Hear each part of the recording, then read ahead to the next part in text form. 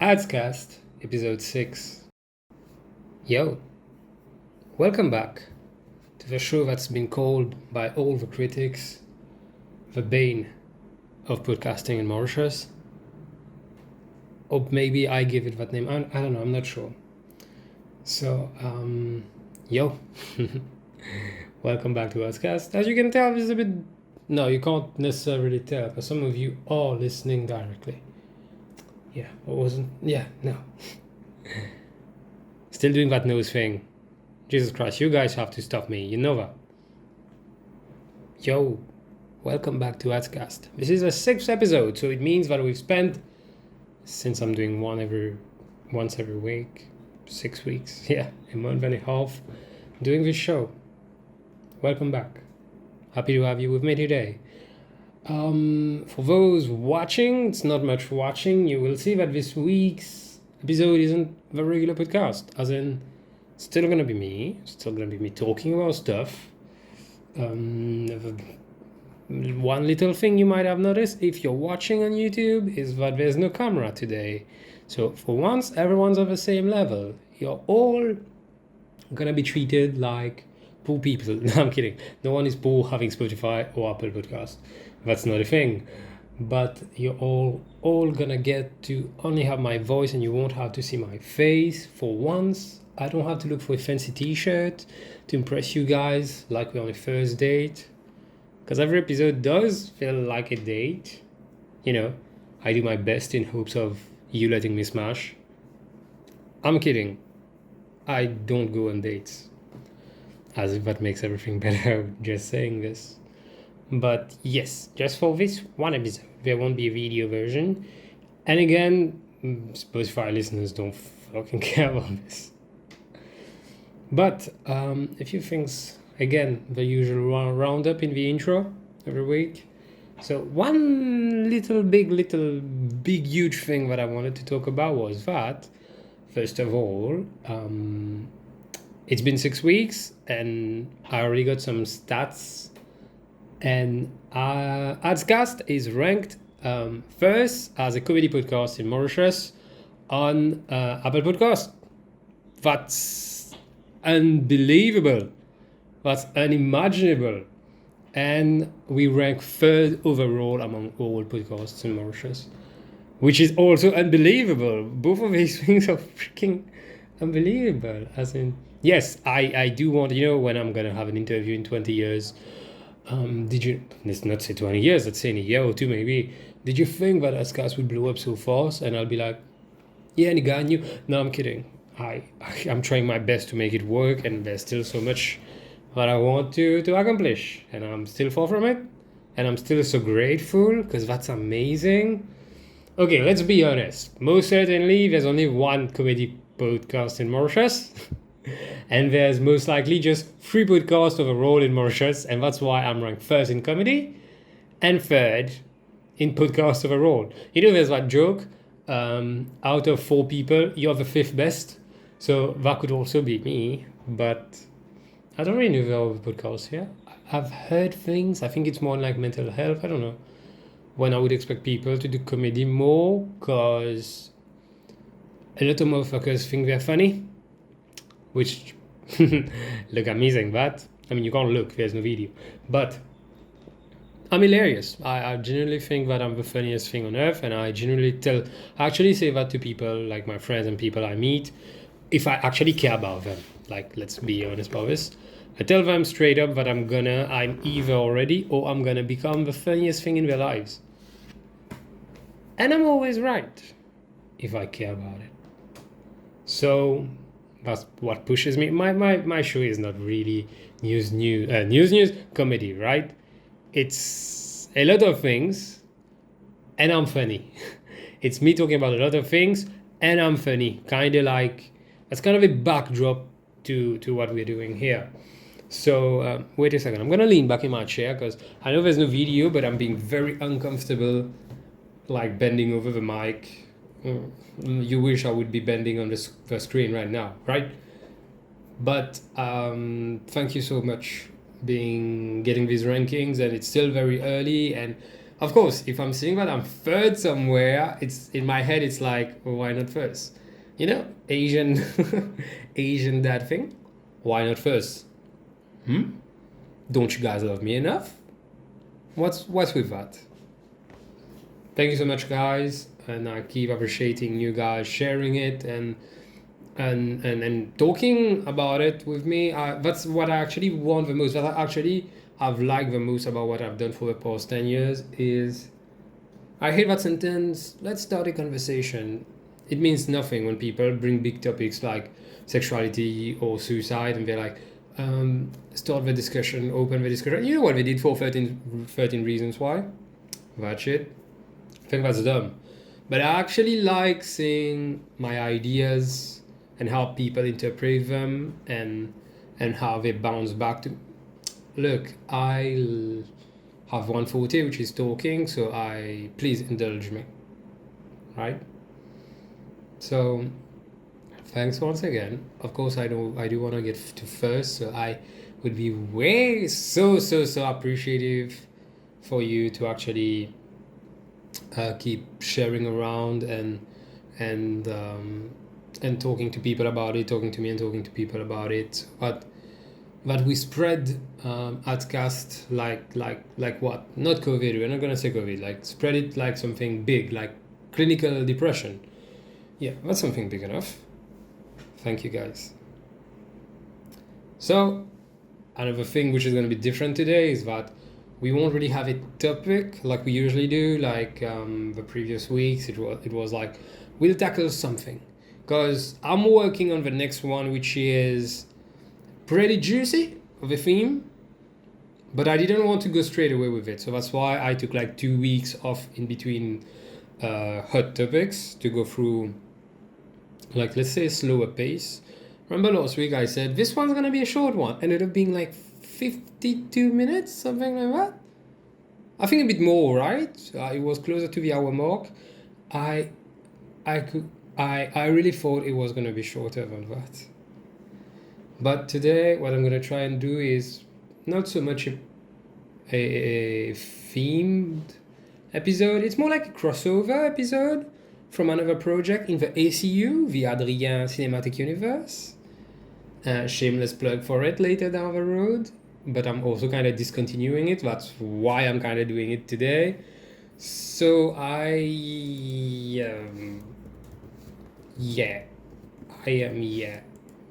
should stop stalling, because that's enough of intro.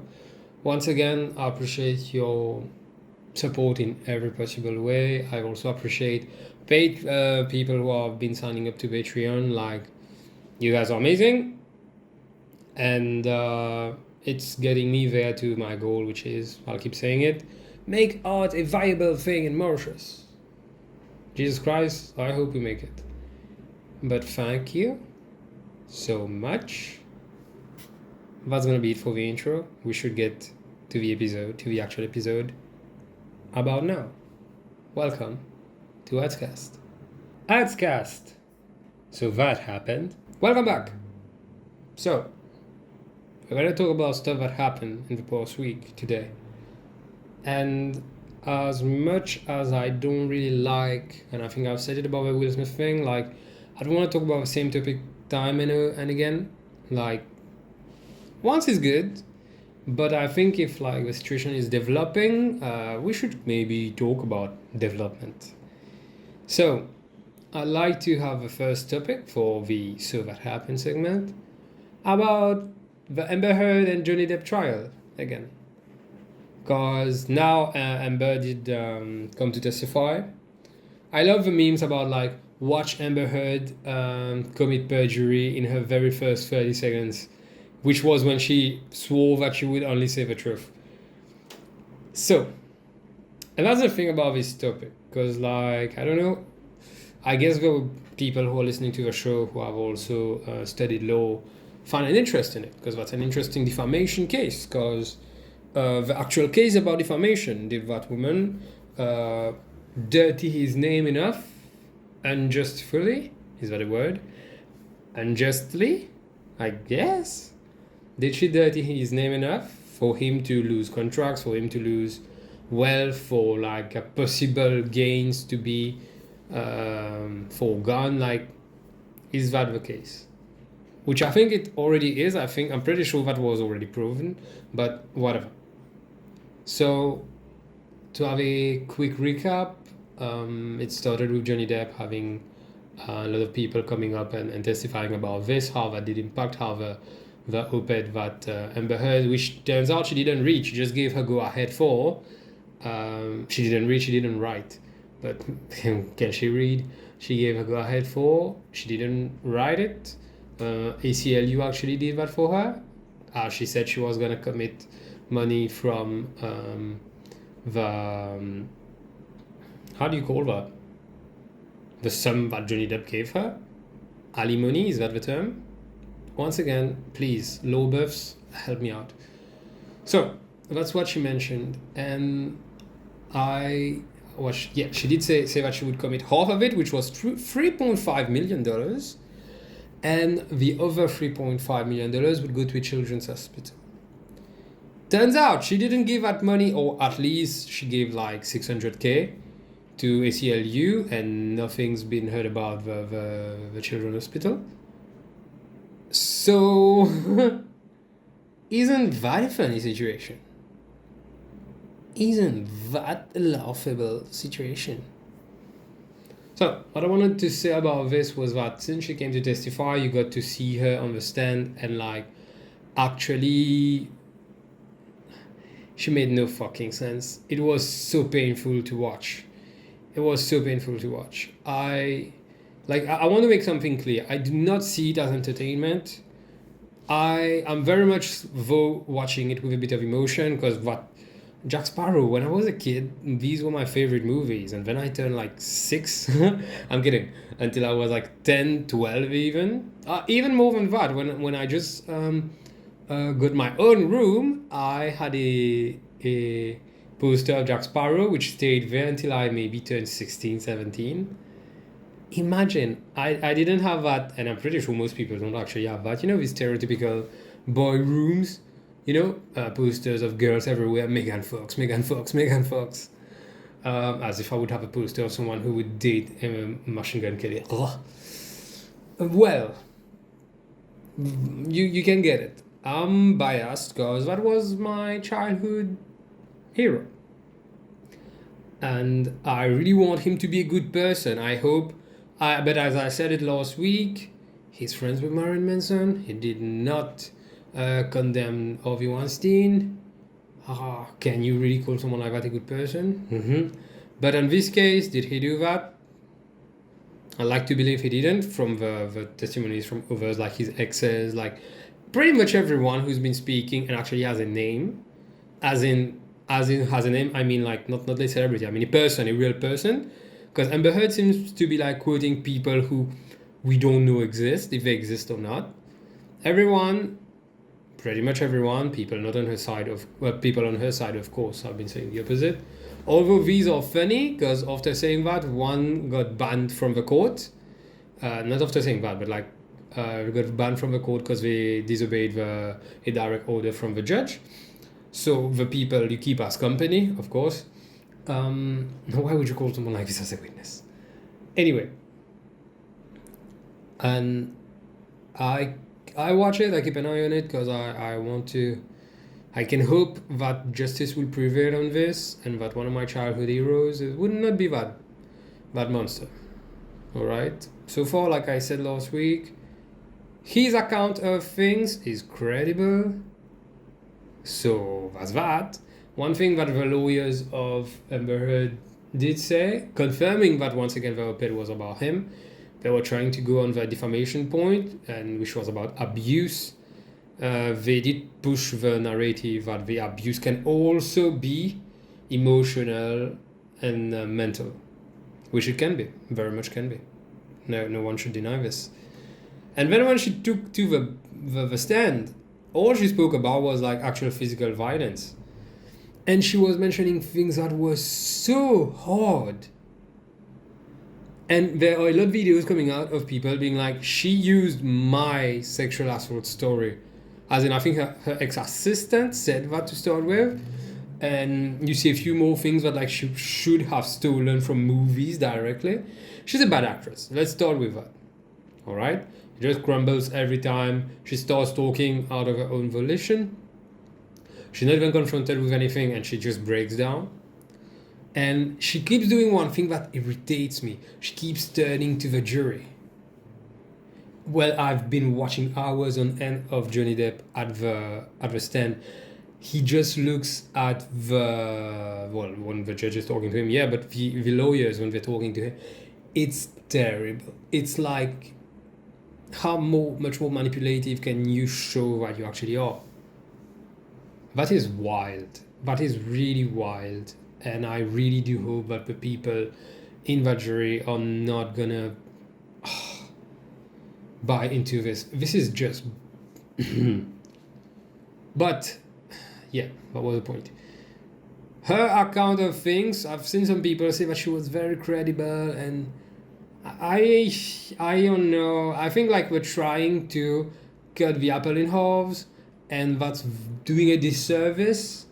Like we're trying to assume, like we have to listen. I don't like the term, I think I said it again. I don't like the term listen. I mean, I think it's necessary, the term listen to women. We are to listen to women. But I think we should also listen to like everyone who seems credible. And I don't want to sound like an all lives matter, that would be so... I really want to stress the fact that in this case, I guess that's why I'm saying it like this, in this case, they have weaponized the Me Too movement, as in saying that like no one but women, and particularly this woman, can be victims of domestic abuse. When it's on tape that she says, go ahead, go and say to the world that Johnny Depp, was a man, was abused, was a victim of domestic violence, and let's see who believes you. It's on tape. You know, there's that old joke from Dave Chappelle, sadly, which was my favorite comedian, and I thought was the greatest of all time, until he turns out to be a TERF. So, people change, I will find better idols. The best thing to have in life is not to have idols. Let's be clear about this. But, where was I going with this?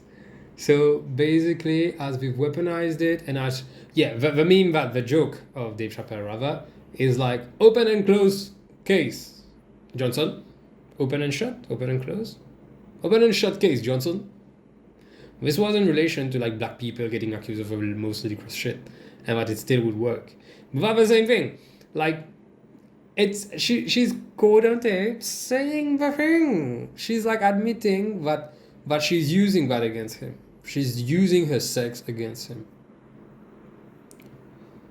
She's not a credible person. She's terrible at acting. You would have thought that someone who would have that job would have a better go at it.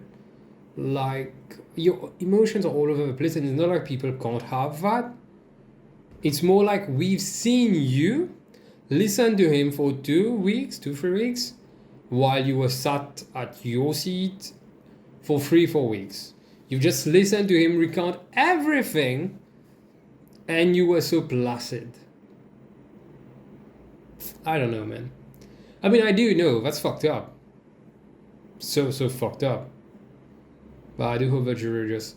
Like, I'd like to talk about that with more people. What do you think is going to happen? If you people are telling me that straight up she's going to win, and she's going to win, sorry, she's going to lose, and I would like to believe this. Thing is,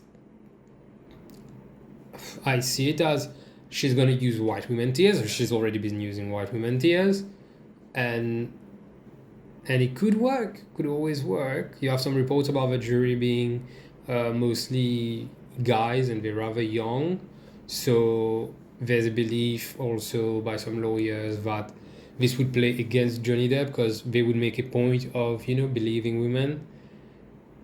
Again, the evidence is here. Every time she said something that they were on the plane and he shoved her, like he kicked her in the back, then I think choked her. Like, it didn't even make sense in a physical way, as in how. And also Johnny Depp doing this in a plane, which was not a private plane, if I recall right. It was a commercial flight. I mean, I guess we went first class, but still. Do you... And again, at no point does she call for someone to corroborate what she's saying. I hope justice works. It's the US, so I don't believe in it. But I hope justice works. Speaking of crazy white women, the second point I wanted to talk about, and I guess a lot of people in Mauritius would not know that, although no, I think it was on the news at some point. Casey White was, was, because she's dead now. Casey White worked in an, was it a rehabilitation facility? What was it exactly? Let me look it up because I don't want to butcher that. Casey White. Yeah, she's an ex-prison guard. No, but I think that it was something like for rehabilitation. Anyway, Casey White, an ex-prison guard, on her way to retirement, I think it wasn't very, very far, fell in love with an inmate who has murdered people a few times. She helped him escape. And of course it was fucking Alabama. But she helped the dude escape. And I think for like 4 days, the cops were looking for them. And when they caught up to them, she shot herself. I think she didn't die on the spot, but she's dead now. She did succumb to the gunshot. What? Like, yes, you can love the bad boy type, but at some point you gotta grow past 16. What happened, lady? She was a white woman in America, an ex-prison guard. She had everything. The system was working for you, lady. What are you doing? And above and beyond, let's say you fall in love. You can be in love with, because there's always that topic, but that's something I did think about. You can be in love with terrible people, and that's when the letting go is very hard, because falling in love is very much not... You know what? I don't know about that. I keep telling my friends the same thing, which is that my friendship, and I guess my love also, but I've been single for a while, so you don't really have to cut it for this one. My friendship is constantly... our friendship is constantly being reviewed.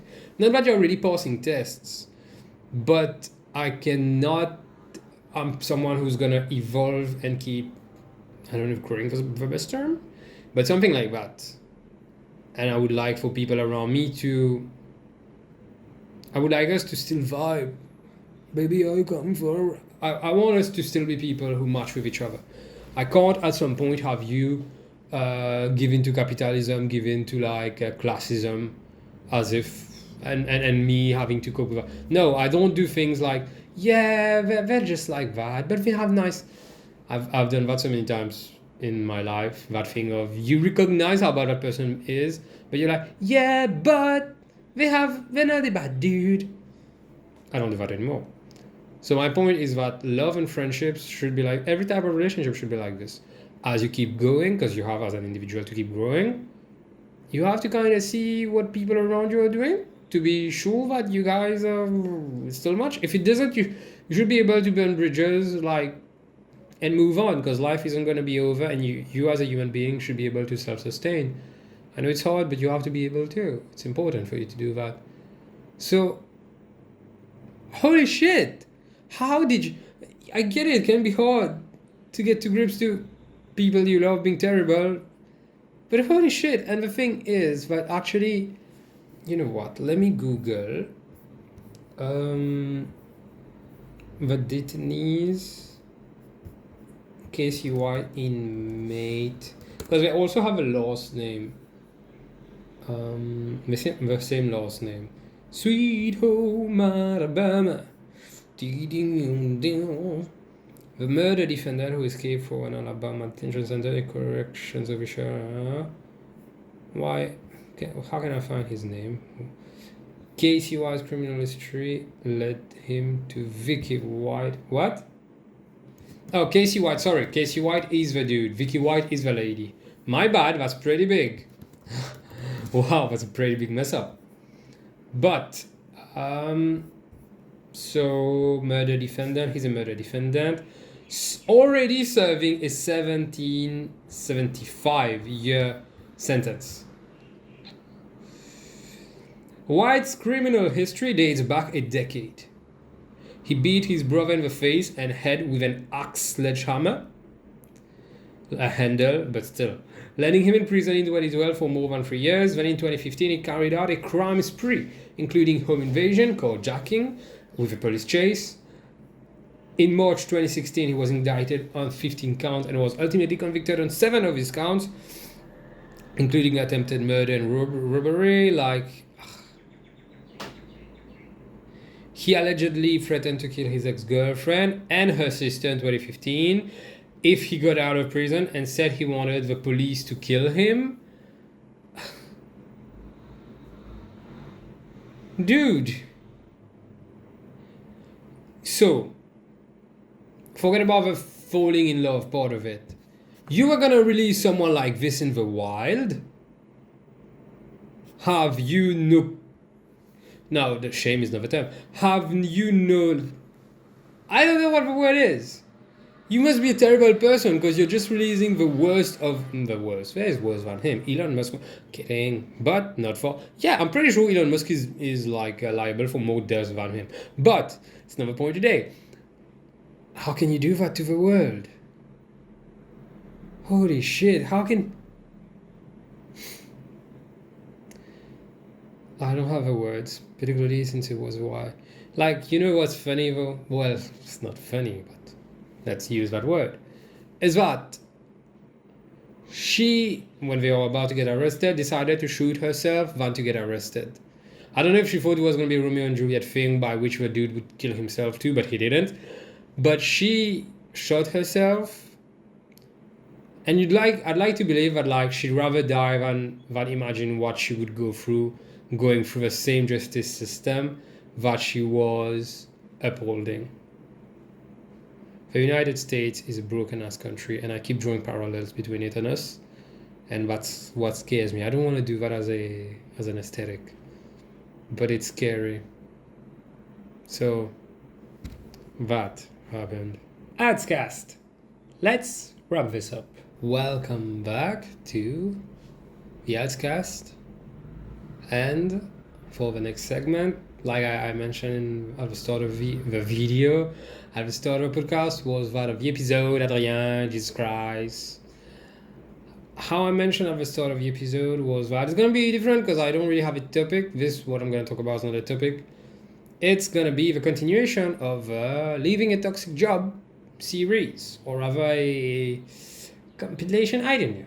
So, let me give you some context. I started that series when I left that job back in at the end of 2021, because it was 3 years and a half of duress.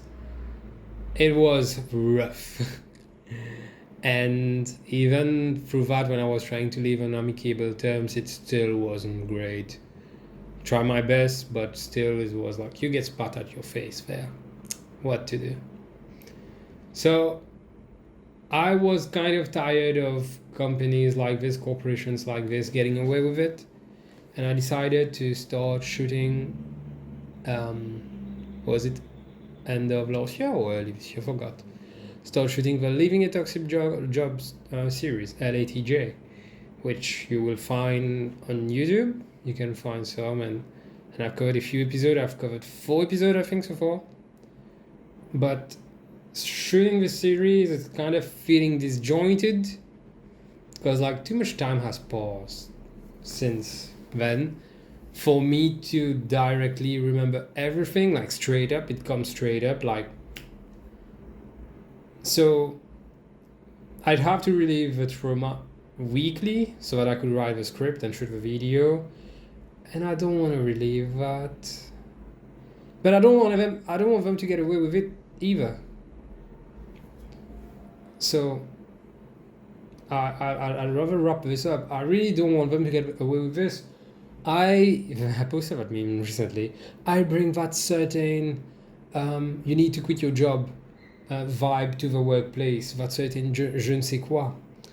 And I love it. Yeah, I do bring that in a friends group. I am the dude who's always like, you should fucking quit. There's no point. Like that makes no sense. And I know realities are like, yeah. You're just forcing yourself to suffer mentally. So I wanted to wrap this up because I don't want anyone to get away with this. And initially it was gonna be a 10-part series, actually 11. But I think we can try and wrap this up in one podcast because I want to get it out of the way. I put some bullet points down. I'm like, I need to move on from this because I'm trying my hardest to do that. But I still, of course, have strong ties. And of course, after me, you know, when you leave a place and you see it going to shit, it's so pleasurable.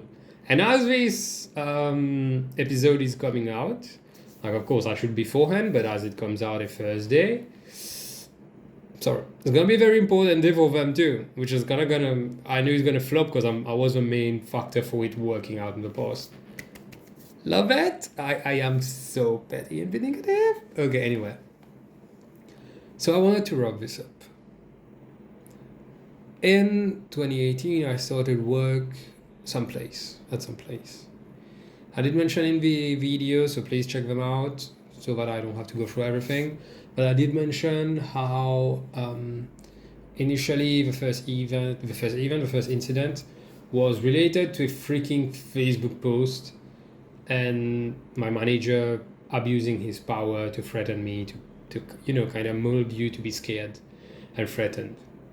When I introduced some people, the 3Ds, who are terrible people, who kind of use that situation, seeing that me and my manager were not on good terms, since they hate the manager, they kind of harnessed me, because I have to admit I'm a pretty good weapon, I've got my perks, let's say it like this. In the last episode that I posted last week, which also was a terrible decision if you've watched it, because I did this on my bed and I just put the camera like above. That angle was such a bad idea because I had to keep looking up. I was breaking my neck. The freaking script was in front of me at face level rather. And then I had to, oh my God, I'm such an idiot. But last time I was saying that my probation period was coming to an end. And my manager decided to extend it out of the blue when I was all right when it comes to the work. It just felt like he wanted to pressure me more and yeah, a show of power. I can do this and I will do this. But ultimately, the director in the flesh told him to confirm me. And that's that. Like, then I've been employed. I've worked for 3 years after that there. So, yeah, I'm going to keep going on this point. So I guess to keep listening to this podcast, you should kind of watch these videos, because else it could be confusing. I'm sorry. But go and watch them. They're going to be quick and take you less than 20 minutes to wrap up everything. So, at that point, a bit before, someone who we're going to name G, like the letter, joined there. They're the same age as me. They were basically my work twin, as in we were not like direct colleagues, but we were the same age where everything like it just clicked. We were just two sides of the same coin, and that was great. And she would be fundamental to me opening my eyes slowly, little by little. So G, basically when she joined, and then shortly after that, I got my confirmation. And for my confirmation, the 3Ds wanted to celebrate. So they're like, yeah, we should host a dinner or something. And I'm like, cool, one of them's place? Like, cool. And you know that thing of like, faire le nez, because you got something, like you have a big break, like, they got me to like treat everyone to pizza and from my pocket, which I absolutely was the one earning the less among everyone there. But let's get above this. Through this confirmation, I slowly started opening my eyes. Because on the day of the thing itself, I really started showing the parallels between me and my friend G, as in I could see them do the same thing to my friend G. And it was also a racial thing, as in they were trying to harness her to be like, you see, we're diversified. We're not just a bunch of people from the same community against you guys of the same community. Yeah, there is kind of a racism problem also to add to a lot. But that's what they were trying to do. Diversify, being woke. Has invited us there. One of them had me like, and it's through G once again, as she was like, dude, that's making no sense. It's your big day. They're having you babysit a kid, or they're just talking about more work, doing more complaining about work. You don't want to do this. I'm like, yeah, I don't want to do this. And on one side, I had my micromanaging manager, who would often resort to one-on-one to brainwash me. He would often cite that others have complained, and these others first started to seem like he used fictitious people to make his points, like an Amber Heard kind of thing. On the other hand, my supposed support system, which was at war with him, were just using me in the middle to demean my manager's power. So of course that was lovely. It's all adults. And the biggest thing for me was that I about this job, I could bond with people my age, students. But the 3Ds did not like this, because that was their thing. They actually had a core group of students that were there to work for them, and also were the campus's clique. Like if you were there, you were the high people. You would get everything, you would get all the honors and blah blah blah blah blah blah blah. Does make sense now that I'm gone, why they were hated by everyone else too. But yes, I remember for my confirmation, I had to go and drive a pretty long distance to go and fetch the food, because they wanted to eat that food, but they wanted to do it at one of their place, which was an easy 40-kilometer drive back and forth. On the way back, I went to the campus because there was an event and there was just students there, and it was amazing, and I was treated so well. Like my friend G did mention, that's your confirmation, and these kids have no idea about this. But look at how they're treating you. As soon as you put the foot there, you were treated like a superstar. That's like, yeah, I'm pretty nice, that people can bond with me easily. But then you go back there and you're doing babysitting and you're talking to these horrible people. Slowly, through my friend, I could open my eyes. I am fucking grateful, dude. But that's one of the points I wanted to mention.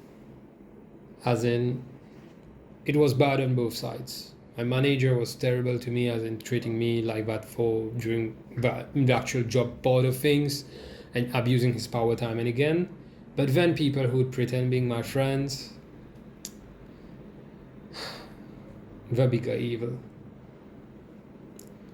Fast forward, because I want to hit a few points to give you an idea of how it works. As you might know, in that process of learning, you have an entrance and then you have an exit. The exit is your graduation.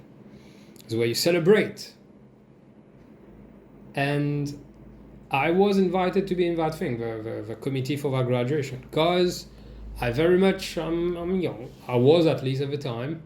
And since I was and I'm young, they wanted to be like, yo, you understand the students. You know what they want. Like, cool. I can try pitching in ideas. It felt more like, once again, they just wanted to have like a woke representation kind of thing. We just want to show that we are bringing in people, and particularly people that we know others are going to like having around. But very fast I saw that actually nothing was done with the students' consultation or interest in mind. I even heard someone, when it came to decision making, say something like, it's our graduation. No, your staff there, that's theirs. They completed their studies. They kept asking for my and G's take, because again, we're in touch with the students, but no idea was kept. Like, for example, I remember I said something about like the food. One of the things that I remember vividly was the food, because there was a big fight about that, because they kept telling me that they are looking for this, that. I'm like, do you think the students want that? It felt like what old people would have at a buffet, but like, do you think people who were like in their early 20s would... Like, no, like that doesn't matter. That's us who... No! One important point that I gotta communicate is that all the committees there have subcommittees where the decisions are actually taken. And then during the big meeting, they come and order you around. They, of course, are gonna be the 3Ds. They had the title of Petit Comité, small committee, I guess, well, if you're gonna be literal about it. But they had that. Well, let's just say that was a subcommittee. They make the decisions on their own, and then they come and tell you what you're gonna do. So, I remember once, the one with power among the three of them, like the assistant to the director, after the graduation, the director was just like, she had to come real quick and then leave quick because she had other things to do. She was talking about how we all did well, was well done. Like, she's giving thanks, you know. And I remember as soon as she left that room, one of the 3Ds directly went to was directly shit talking her with all of her stuff as soon as she left the room. Like, being like, have you seen these thanks? It's lifeless, it's soulless. She didn't do well for the graduation event. She didn't do anything. Holy shit! That's funny, because I've been told that even when I left the room, after having said stuff related to the students, but how they need to be presented more in the decisions, the 3Ds was shit talking about me too. So yeah, for example, again, that food tasting thing, when I said that the students should have a say in there, the comment that I got was that, so what, you want us to have, because there was a taste session, which I didn't go to, so what, you want us to have students here? And I'm like, yeah, like, at least have a council president be here and just taste the stuff and be like, yeah, I think that's all right. Holy shit. I was like, it was unbelievable. And I refuse, of course, to go for that thing, because fucking bullshit. Then came the actual day of we're rewinding a bit. Well, we're going back and forth with the time, so try and keep up, sorry. We had the graduation, and on the day I stayed with a clique of students who were with the 3Ds, as we had bonded a bit, because again, I'm young, but I was bored to fucking death hanging with them. Holy shit, you know all the stereotypes about having a clique in high school, but the thing is now, that's not high school anymore. It was my idea of a good time, particularly during a graduation, is not to sit on the parking while some people are smoking, and while there's a fucking buffet, go order food from KFC. KFC, please sponsor me. Once again, I'm open for conversations, but you get what I mean. Holy shit, I would have rather stayed with my weirdo manager and the other stuff that day, because like, at least they were where... I've been with them for the first year, the first graduation I went to, that I didn't help for, I just went, and it was... Jesus Christ. Sitting on the parking and smoking isn't my idea of fun. I don't even smoke. But yeah, after that, as I'm saying, I see through the cracks more and more how the 3Ds were actually the evil on campus, how most staff were afraid of them. There was a funny thing that I said in one of the previous episodes of the podcast, and it's one of them, how like shit isn't about you all of the time, and how one of them texted me for my birthday to complain about her issues, which was loco, because we already started distancing ourselves. And I remember I went for the last time I went for a birthday celebration, she mentioned to students that I was getting jealous of them because they spend more time with her than I do. Because at some point, she was like, it's time for people to leave. And I told everyone, yeah, guys, it's time for us to go. And I left. And then she mentioned that I'm jealous. Why would he say that? Why would he tell you to leave? The dissonance. But as I distanced myself, I was being a bit less critical of my manager because I did see what he was fighting against rather. Still, not a good person, but he's not as bad as them, if we're to be honest. Because he's more of a reactionary person and he reacts poorly, but they scheme. Scheming will always be worse than reacting. Again, fast forward, you might have seen there's a tattoo of my wrist of initials, which is the logo of my band. Because soon after, when I was distancing myself, of course I would distance myself from the students who were hanging with them too. I got the chance to create my own unit of students who would work with a purpose. And that's one of the greatest thing I've accomplished, one of my greatest accomplishments. But also helped me to discover some people that I want in my life forever, because I do call them my kids, and they do make me gift cards with best dad on earth. But it's one of the biggest things I've ever done, because we changed the status quo. Through it, people who had l'emprise, who had the hand over how everything was working there, would gradually lose it. Because I had created a cell, and I don't know if training them or I think I equipped them well enough to tear down the patriarchy, to tear down the whole system. And we did, as a team, and that was amazing. As in, that other group of students would always win the council and everything. Well, before I left, when my kids went for the council, 4 of them got in a council of 5. That was unimaginable. That was change.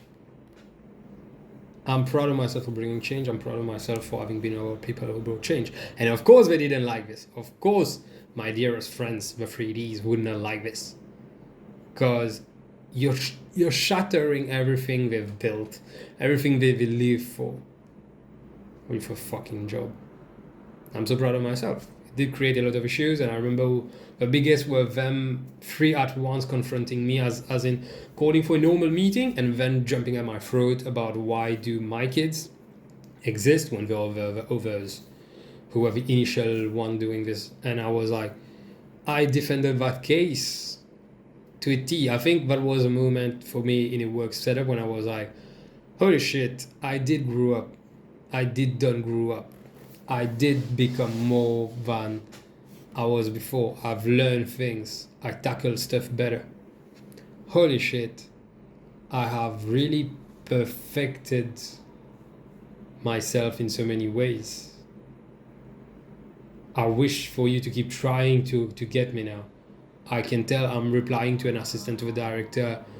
Like, that's still a kind of director, right?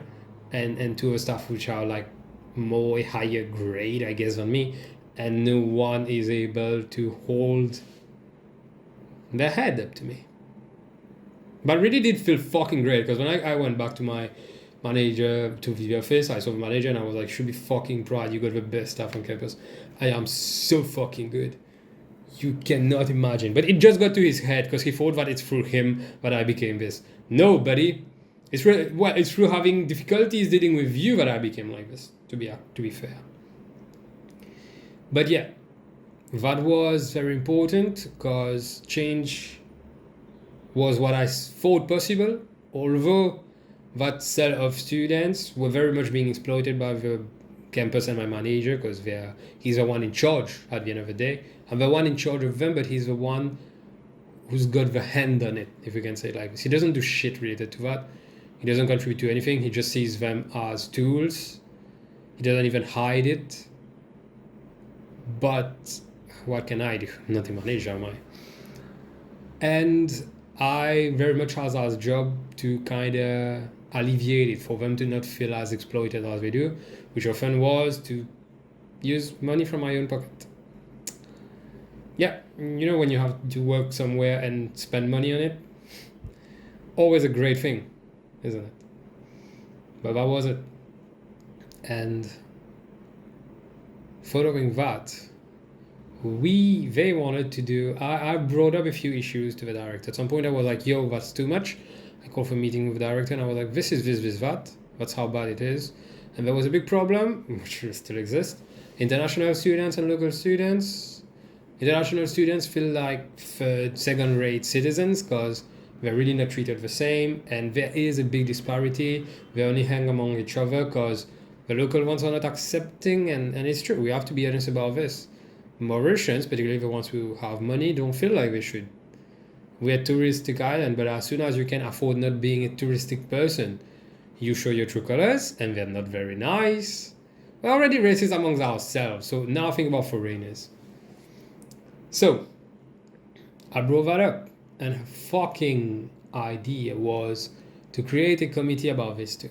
And as I've said, committees all have subcommittees. So what's the point? To which she demanded that I was on, which fair enough. But then I missed one meeting for whatever reason, and I learned that they're going to do a festival, a cultural festival. If your issue is that people are not melding well together and they really despise each other, just having food stalls where you see that that's what I do in my country, that's what I do in my country, I'm not sure that's going to bridge the gap. If anything, it gives you even more so reason to be like, yo, I'm going to keep to myself. Because the issue has, and always will be, the actual 3Ds. They have bred this, like these student cliques. You could see it. Can't still tell myself that. I still blinded myself by saying that, like, the director, well, my manager was also saying it, but the director sees it, but she's waiting to do something about it. My fucking foot. When you do things for your own fucking gain, holy shit.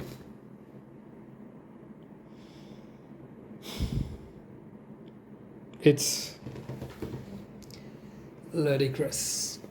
So, yeah, I kind of blinded myself into putting more faith than I should in fucking white women. But let's not go on this topic right now. That festival was pretty horrible, but was painted as something that went well. Because at the end of the day, and I've seen that by then, it wasn't the whole aim of the whole thing was not for things to be done well. They were for things to get through. And as soon as they get through, we send emails to each other to congratulate each other. So many fucking emails. That's one big thing that all staff could mention there. It's fucking ludicrous. But moving from this, after this, where I had already shown discontent, I still kept doing my thing, which was working with my kids towards making things better. My role had evolved, but I was still not being paid just fully, and because there's nothing to do about it. It goes in your job description. It doesn't. What you brought, the concept of having these kids working under me was not there when I joined. How can you say that it's always, yeah, it's like this in the London campus? I don't care. London campus, they hired people to do things and they paid London tariff. Am I? Smart ass. After that, there were news that there would be a restructuring because things need to be sorted out. For the restructuring, my manager became a director too, an assistant to the director too. And the biggest bootlicker on earth to get that, holy shit, that had to. I mean, I'm pretty sure everyone around campus agreed on this. It was just... But I did my best to be like a bit more neutral. I was like, hey, happy for you. But now that you got that, you have to recognize that it's through us, our work, your team, that you got it. So I hope to see us being rewarded for this. So I called for a meeting with the director because my manager was still not doing much to give us a clearer idea. Called for a meeting. I don't know what the fuck he explained to her because she came there and she thought it was a forum for us to ask questions. When I had requested a forum for everyone to speak up, not to ask questions necessarily. You can also ask questions. But there's a difference between speaking up and asking questions. People who care about things to be done right would know what I mean. And through that meeting, I said what I had to say and was cut by the director. Cut by the director in a very defensive, grown-ass people just being so fucking defensive. I've seen so many 3.5 years of seeing adults being the pettiest children on earth. So the director was defensive to the core, and everything I had asked, which was like, what are the scopes for growth? There are these issues between departments. There are these issues with people. There is this culture that's kind of not good. What do we do? All the answers were like, you're wrong. You don't know what you're talking about. Others could complain about you too. Others have complained about you. Yeah, people complain about me when I don't let them get their way. It's been proven. That was a big eye-opener. Because I saw now then that the director was full of shit. So all that blind faith that I put, that like... I had faith in that person because they appreciated me, which is the worst reason to have faith in someone. Because as a person, I know I'm exceptional. I know I hold the keys to the world. So people appreciating me is not hard because they want to use it. I was wrong to put my faith in a fucking white woman. Won't happen again. Don't worry about that. But yeah, that was a real eye-opener, and that was a disillusionment. Your work, I kept saying it before too, it's just a job. Shouldn't care about it so much. But then biggest hypocrite on earth, because then a lot of people would say that, Adria, you fucking say that time and again, and look at what you actually do. What I actually do related to this really doesn't prove my point. Just means that I kind of lie to myself about it and keep going above and beyond. I don't want to be doing like, I know I blow my horn often. I just want to be true to what happened. I want the record to be true to how I was as a person. Not to necessarily just be like, I was the best, I was the greatest. I was the best, I was the greatest. But I just want us to be clear with it. So, as my eyes opened, I had taken a stance to leave. So I was just waiting for... Wasn't long, it was barely 3 months after that. And I remember when I left, pretty fucking bad too, announced it to my manager. Then he spoke to me and was like, yeah, I'll be honest with you, now that you're leaving, I can tell you, there wasn't much, because he kept saying time and again that he was going to do things to improve my conditions and my salary and everything. And I'm going to be honest with you, not much. Like, we would have like changed your title, you would have had more things to do, but not much about your salary. You would have fucking given me more things to do for the same amount. Motherfucker. Wow. Just at least you're being fucking honest at the end of it all. So fucking bootlicker. Again, fucking attain what you attain through our work. Mostly mine. I knew that mine was used in every meeting with the higher ups to boast yourself, because the job I would do was very visible also and was very good.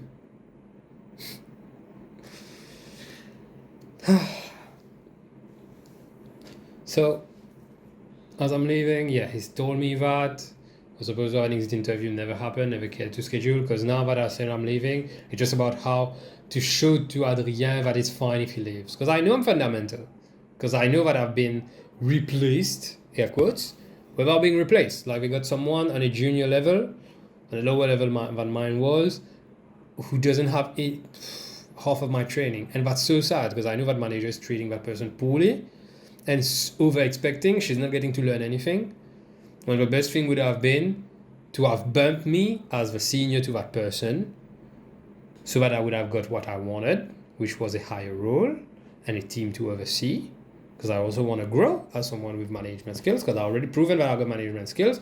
Now it needs to be put on paper. And that person to learn through me. Because I'm pretty sure, you could ask people who I got to work with and I got to oversee. I'm pretty alright. I'm pretty good at managing humans. I won't say that, it's innate. I don't think it's an innate thing. I think that I've been around enough people to know, particularly my manager, to know what not to do and applied that diligently.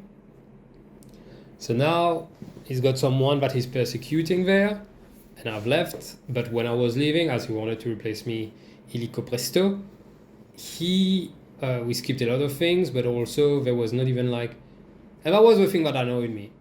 There was a clear disrespect of the work that I had done for 3.5 years, because you always send an email to everyone to say that person is going, and you thank them for their service and everything and wish them the best. You usually do that a whole fucking month before they leave. Yes, you do, because I remember my manager afterwards when I left, when I said that I didn't get half the consideration that should go. And he said that no, it's the custom, we don't do that until the last day. And I had someone look up, because they blocked my work email so I couldn't look it up. Listen to this. If you're going to send an email about me leaving, you would want me to see it, right? I left that job on the 15th of December. The email about my departure went out on the 16th. My work email had been blocked or deactivated since the 12th of December. How the fuck? My manager kept saying that that's the custom. How would you? And if you staff did tell me like, yeah, I tried to reply, but you never got back to me. I'm sorry, it's not that I didn't want to come back to you. I had zero access to anything. I was cut off. I couldn't talk to people, at least through that, right? And I wouldn't know, like, I can't talk to you personally because I don't know if you actually sent it. But you get what I mean. And that was, I had another staff look up, just the last 4 people who left, all having their email a month prior, all having the director send it directly, not even the manager. Mine was my manager somehow. All of these, way ahead. And it kind of irked me particularly because one of them was a dude who was known for being terrible. Everybody hated. He was gross, like, toxic masculinity, but like personified. Also was dating students, like very old, married with kids and dating students who could be easily his kids. Got an email, a very nice email of all nice and well. Am I petty because I'm doing all this because like I didn't get the same level of consideration? I don't fucking care. Someone is gonna commit so much of their mental health to your bullshit, and you're gonna spit at them until the end. You would want to do the bare minimum. But clearly, I wasn't that there. I am mostly going on through topics which are like my issues as a staff. But I can very much tell you, you could ask any student there that, and I know a few of them who are actually waiting to graduate, that it's fucking terrible. And they just want to speak up about the conditions and for the amount that you pay to be treated like this. Pitiful. And you say you put us first. Pitiful. But yeah, that was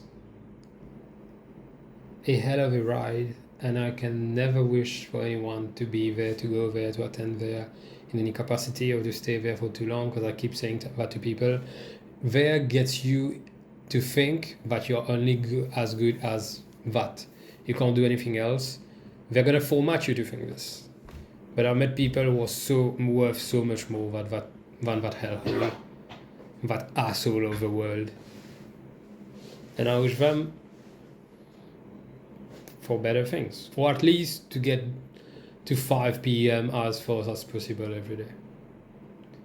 Because it was 3.5 years of my life that I don't regret in the end, because I kind of met my best friend there. I have had my kids. I gave birth there.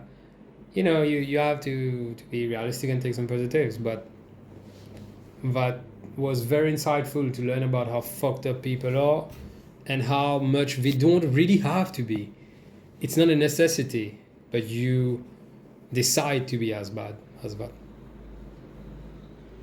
So I know for a lot of people who don't know what I'm talking about, because again, I'm not going to mention the name of the place, because I'm not even going to give them the luxury of that. I just want to be fucking done. It's going to be the last time I'm going to talk about it, unless you guys want to text me about it. I don't know, like DM me about that. Who still uses the word text in 2022? Fucking boomer. But I'm done with it. I've left. I miss the people I've met there and nothing else. You should never tolerate toxicity. You should be proud if you get to leave a toxic job. You should always leave your fucking toxic job. Your mental health. This shit is not worth your mental health. Believe me. Wanting to kill yourself, you can't really put an amount on this.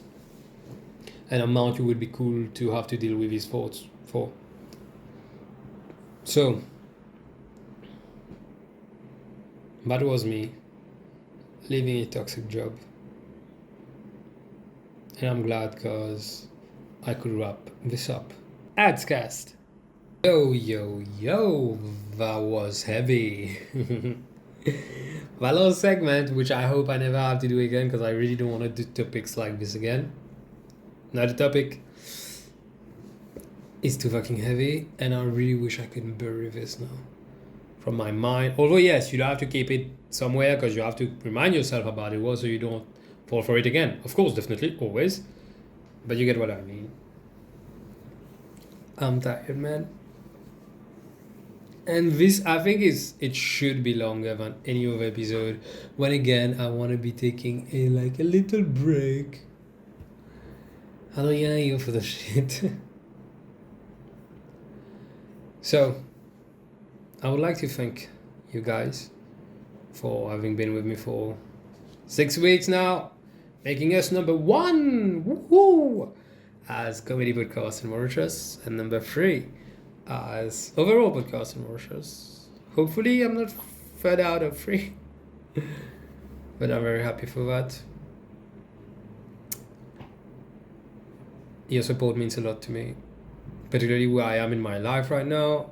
This is lifelines. Of course, you need to be your own self-sustainability system, but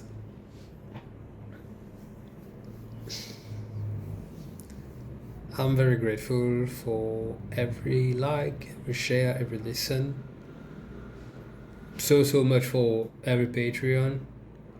Because committing to that degree is so fucking huge and you don't understand how in love with you I am. But yes. Again, I need to do a little commercial thing. You can support me on Patreon with different tiers. By donating and becoming a patron, of course, and puts food on the table. And through this I make art what I live from, because I want art to be what I live from. Keep it that way. Thank you so much. Of course, just listening and sharing around is far more than enough for me to be grateful also. So there's no wrong way to support Adrien. Of course, there are ways which make me want to make love to you, but you get what I mean. Thanks again for tuning in to Adscast. I'll see you, hopefully with a camera this time, in a week. Yo.